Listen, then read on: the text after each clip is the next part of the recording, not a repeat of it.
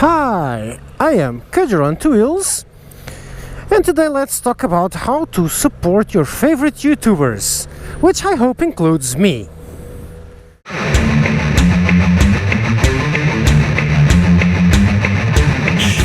So here's how to support it. Support them. I've been asked multiple times if I had something for donations or something like that, and I don't. I don't because I'm not comfortable with asking for money like that directly. And most YouTubers aren't.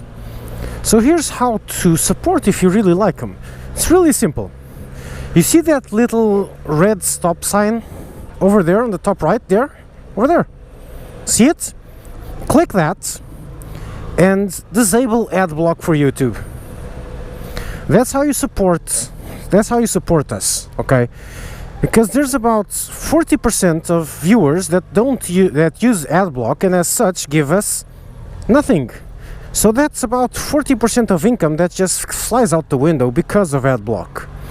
Also because of ad block, and PewDiePie made a great post on this. Can't really recall where, but I remember reading it. Because of ad block, did you know that YouTube isn't really lucrative? It's actually working at a loss instead of profits. It makes a lot of money, but with 40% income going down the drain because of ad block, it doesn't make enough money. It's amazing. And that's why YouTube Red appeared. That was the PewDiePie's post. YouTube Red appeared because, well, Google has to make it profitable. They're a business, okay? Granted, there's some synergy between Google and YouTube, so it's important for YouTube to keep Google because it's a major traffic source that will then indirectly apply or indirectly impact other services, but by itself it is not being profitable. So here's YouTube Red. That's why it comes on.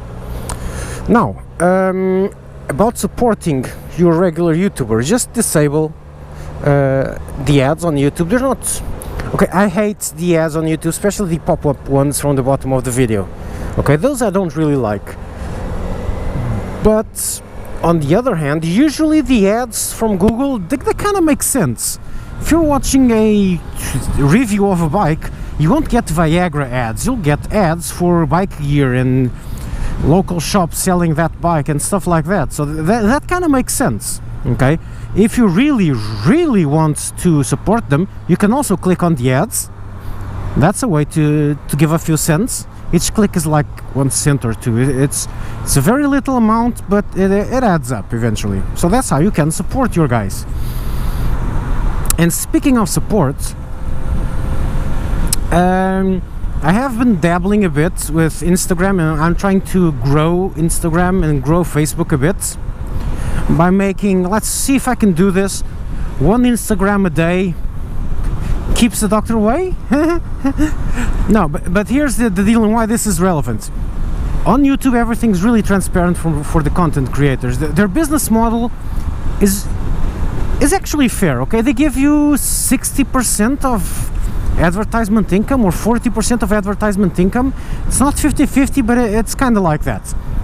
And they tell you that right off the bat. You know, if you create content and allow advertisements on it, you're going to get money. That's simple. That's why there's so many YouTubers, because you can do something that you like and still get some extra change. It feels good. Even if it's just a few cents, you feel like, yeah, these guys are paying me for this. Okay, they're only paying me 2 cents every month, but I don't care. They are being honest and they're sharing their revenue with me. This is good. This is good, and it creates good empathy with content creators. Of course, you always have the baits of saying, okay, if this goes viral, I'm gonna make a lot of money. That's true. But on the other hand, you always feel it's ethically correct. I'm providing content for YouTube. Content is getting views and advertisement revenues off my content. YouTube is getting advertisement revenue off my content, and so they're giving some of it back to me. That's great. Now compare that with the bullshit that Facebook, Instagram and Twitter do. How much money do you get from Facebook, Instagram and Twitter? Zero. You are creating content for free. Period. Okay? That irks me a bit. The only way to actually monetize your Instagram is to get enough followers that you can then approach third-party companies and saying, listen, I will sell space on my Instagram or something, or a post per month or something, if you guys give me money or give me something. Okay?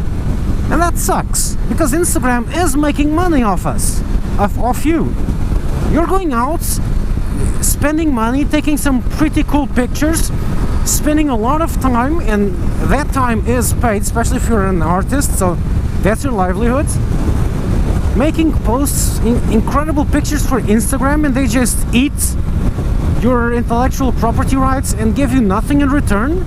That's kind of lame, man.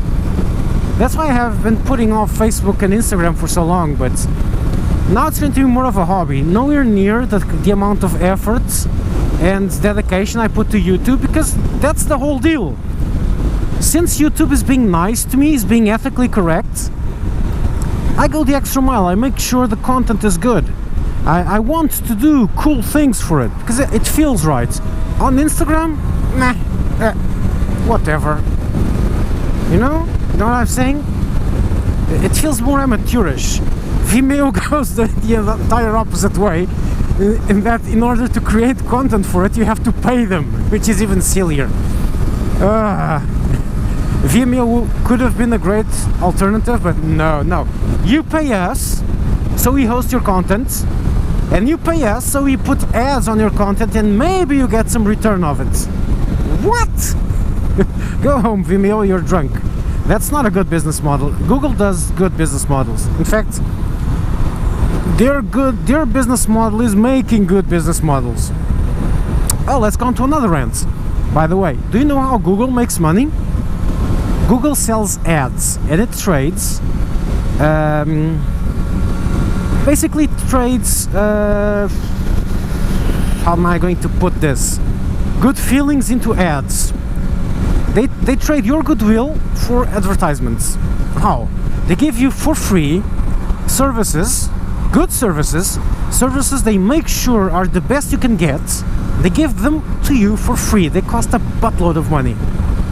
And they give them to you for free with a caveat that then you are going to consume their advertisements by going to their websites. That's the whole business model of Google. They make sure they only do good things, so you stay within their sphere of confidence, meaning you still trust Google implicitly with your stuff, and you implicitly know they won't do bad things with your stuff. They won't sell it to dodgy other enterprises, etc. And on that, you will be eating their own advertisements. Some people don't agree and say, oh, Google's actually evil, they're just masquerading, etc. These are usually younger people. Older people, like me, I feel old talking about this. They remember a time long ago when there was no email. And then email appeared. And then your ISP charged you money for like 6 email accounts, which were actually all aliases to one email account, which had a limit of like 50 megabytes of disk space. And so you would be deleting emails constantly. You'd be going, oh, you can't send me attachments of 5 megabytes, it's not allowed. It was a hassle. And then one pretty day, Gmail, and it wasn't Google Mail, it was Gmail, suddenly in this world of I will give you a huge email account with 200 megabytes, Gmail comes up and says, I will offer everyone 1 gigabyte of email for free, and it will be online forever, and will not delete your emails ever. Oh, and now we're going only to do this to a few select people. You know what the uproar that caused? The uproar that caused was like, why a select few? I want it. And this is literally true, people started selling invites to Gmail for a lot of money, okay? It was that innovative a service. People were paying to get a free service. It was awesome. Quickly though, Google opened it. It was just the closed Gmail was just a kind of a beta, making sure everything was okay and people liked the service, making sure when they released it to the general public it would be a good product that people would want, and they did. And now every single email account offers basically unlimited space, okay? The Gmail thing was a gimmick because no one used a gigabyte, okay? At that time there was no way anyone could have filled a gigabyte of free space. So they didn't need to store all that space, okay? For 200,000 users, they wouldn't need 200,000 gigabytes. They could do with something like 50,000, okay? And then they would grow the space as needed. That's a trick, okay? But the service was awesome, and it still is. And then they started going, no, we need to bring more people and keep them on our websites for our traffic. And that's the development of Android came from that. They wanted, the first Android was from Google actually, they wanted a way for people to be on their phones, just like the iPhone. And remember, the Android phone was a direct competitor to the iPhone. The original one was rushed to appear ahead of the Google phone. They were really close together, and there was a third brand doing that, but I forgot which ones. And the whole idea was that you'd get Gmail connected to your phone and have Gmail on your phone and get Google Ads on your phone all the time, 24/7, constantly, okay? That was the business model. Is it evil? Okay, it's a bit okay. I want to be connected to everyone forever. That's not nice. On the other hand, they are providing a very good service. You can't live without Gmail nowadays. And even if you don't like Gmail and you're using Microsoft's Hotmail or whatever it's called nowadays, it's beginning to look a lot like Gmail. Microsoft has made Windows 10 use your Outlook account because of this good interaction between your email and your authentication to your phone. Okay, connecting your phone to your email account. That works well. Microsoft's trying to copy it in normal Microsoftian fashion, horribly wrong, but they're trying to do that. Apple also did that with their phones and Apple accounts, whatever, I don't know, I'm not into the Apple stuff, but they also did the same thing. The business model was created at that time, copied from company to company, and it kind of works. It works. So that's why YouTube shares the money with you, because they want good content creators. That's why you see series on YouTube that's got a lot of quality, because you know, if they do make a good product, Google will share the revenue from that good product with you. So it's a win-win situation. Not so with Instagram, Twitter, etc. They're just feeding off you. You are the product. Okay? On YouTube, I feel like a partner.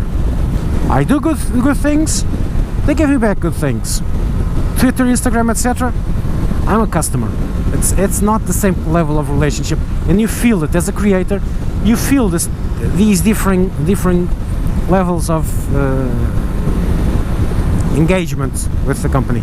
So yeah. Anyways, how to support? Yeah, I kind of got off track here. How to support? Well, advertisements on, clicking on advertisements, and if you want to make the channel grow for your favorite YouTuber, not me. If you don't like me, that's cool. That's great. Go on to your favorite guys. But liking the videos is a very important part. The more likes a video gets, the higher it gets on the search rankings. The more likes to dislikes ratio. From my research, it's kind of like that. Sharing the video, that obviously helps. Sharing it everywhere you want, going, hey look, this cool video, that helps a lot. Commenting also helps, because YouTube has an index of user engagement index, which you can actually see in analytics, I think, which shows how many comments, how many voted comments, how much people are interacting with the video, liking the video, clicking the annotations on the video, commenting on the video, sharing it. That all counts. Main thing though is sharing and liking. That's the main two things for that. Commenting also helps a lot, and then comes the other small interactions, answering other people's comments, voting up, voting down the comments, etc.